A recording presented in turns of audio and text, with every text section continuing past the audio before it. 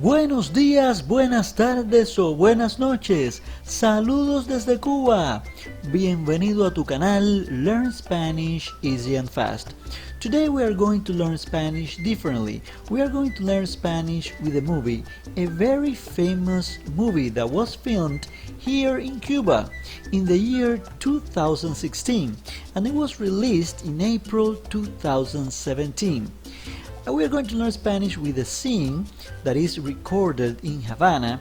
Beautiful scenes, a very nice persecution, a very good race of cars. But in the parts that they speak, we are going to learn how people really speak in real life, and especially here in Cuba. Let's start. ¡Comencemos!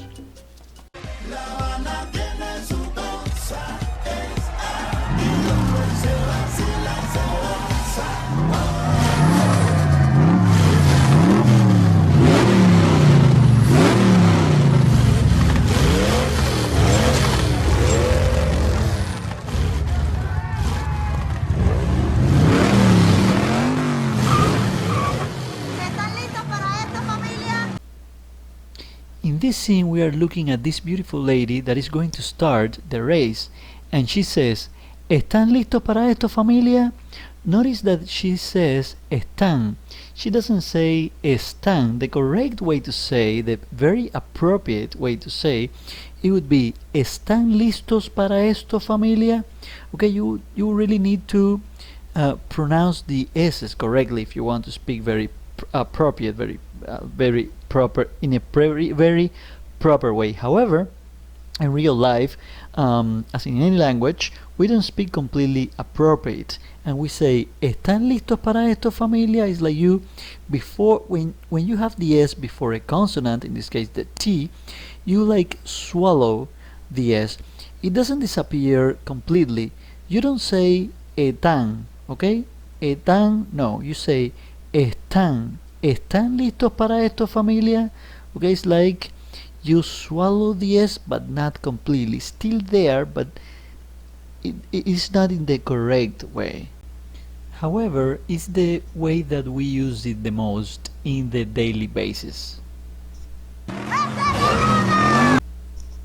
Again, notice how she says Esta es la Habana. Okay, she doesn't say very correctly Esta es la Habana. She says Esta es la Habana, okay, because she's speaking fast and she's speaking like Cubans speak in the everyday life. So she says Esta es la Habana. Alright, that's the way you are going to hear to people speaking in Havana.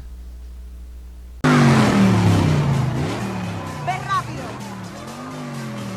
ve seguro, pero no llegues de último.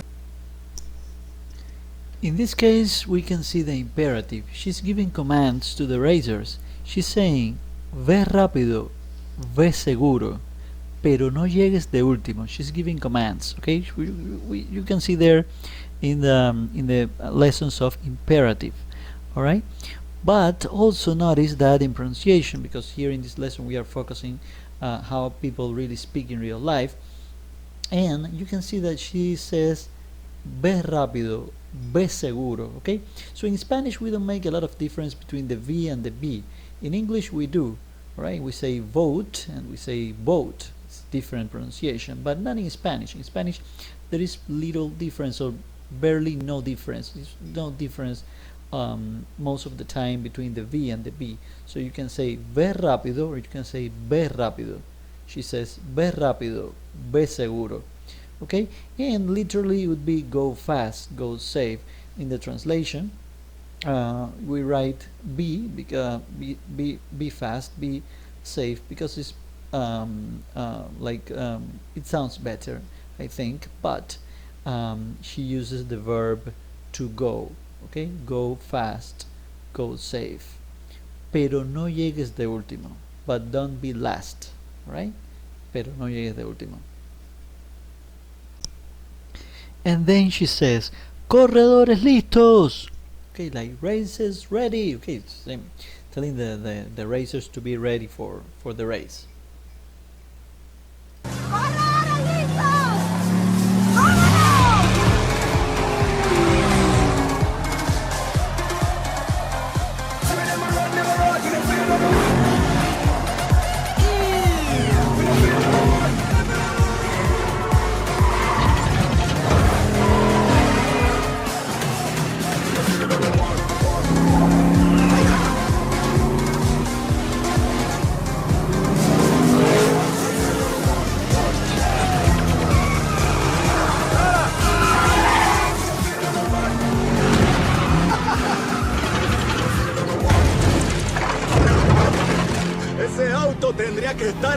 basura. Ese carro tendría que estar en la basura. That car should be in the trash. In this case, he's saying that that car is very bad, so he's going to win because he has a better car. But he doesn't know Toretto. If he had seen the other previous 7 parts, he would have a different idea.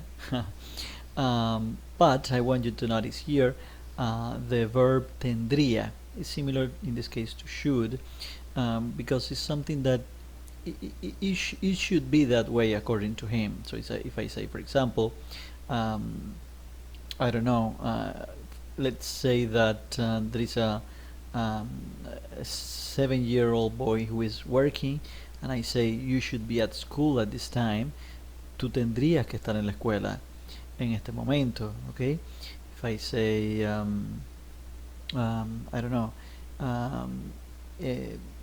this car should be in a museum, este carro tendría que estar en un museo. Okay, so in this way, when something is supposed to be in this way, we use in English the verb should, and in Spanish the verb tendría. Anyway, in Spanish we conjugated yo tendría, tú tendrías, él tendría, ella tendría, nosotros tendríamos, ustedes tendrían, ellas tendrían.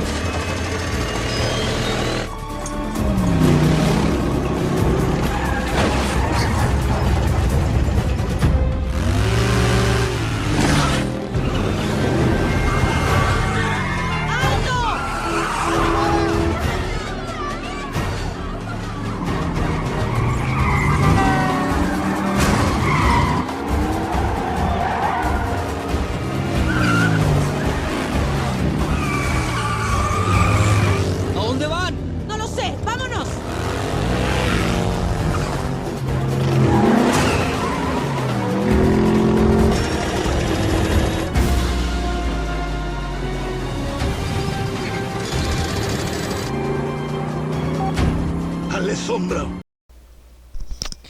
In this case, he says, hazle sombra. Again, notice that in this case there is a Z, okay, but the pronunciation is the same in Spanish. Z and S have the same pronunciation, except in Spain. In many regions of Spain, they have a different pronunciation, but in most of the countries, it's the same pronunciation. So, before a consonant, it's the same, that you swallow a little bit the Z, and in this case you say hazle instead of hazle, that it would be the very correct way. He says hazle sombra, and literally it means make him shadow. It means that follow him, okay, like be his shadow. Hazle sombra. This way is the imperative way of the verb hacer, that it will be in English to make or to do, it depending on the context. Hacer. But when it's imperative, you say hazle sombra. Sí.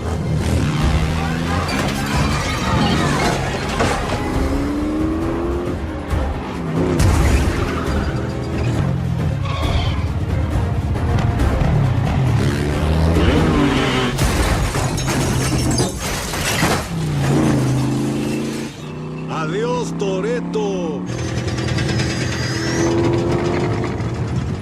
Bien, Buster. Veamos si esto funciona. Okay, Buster, veamos si esto funciona. Okay, Buster, let's see if this works. In this case, he wants to try something new because he's losing the race, and he says, veamos, let's see.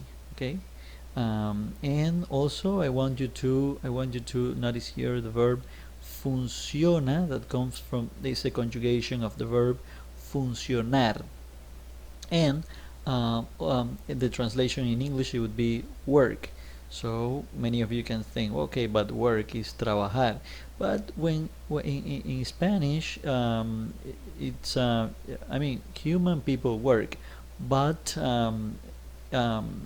equipment like appliances, they don't work, they funcionan, they work. The correct verb for the correct translation, it would be funcionar. When we are talking about appliances, when we are talking about equipments, in this case we are talking about the situation. Okay, let's see if this situation, if this new thing that I am going to try works. So veamos si esto funciona.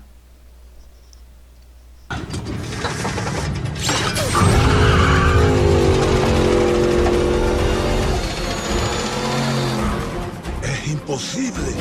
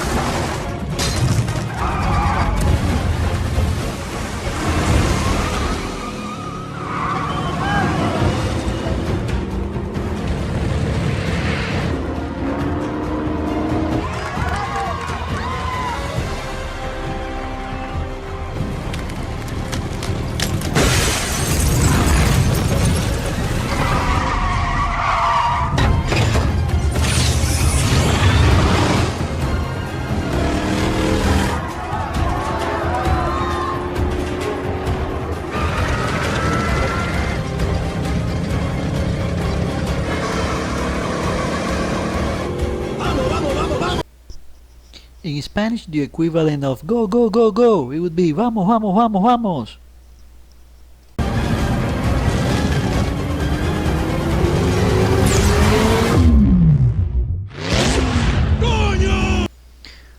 Coño is used in Cuba for saying like damn, okay, or you are complaining of a situation. Okay, for example, I don't know, I'm walking and I trip, or I am walking and I hit my foot with something, I say coño, okay, like or my favorite team, baseball team, soccer team, a team that I like lost, and I say coño, right, damn.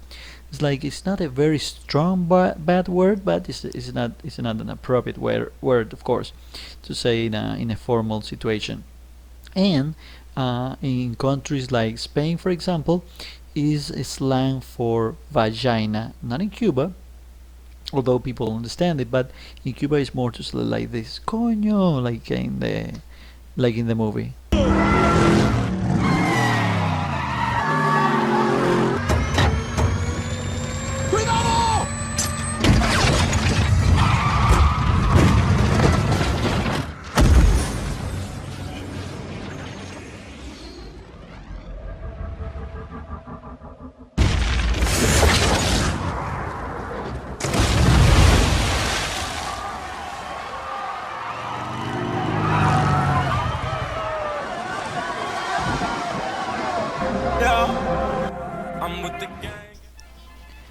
Well, my friends, I hope you enjoyed the race with me, and I hope you enjoyed also learning how Spanish is really spoken in everyday life, especially here in Cuba, but also applies for most of the countries.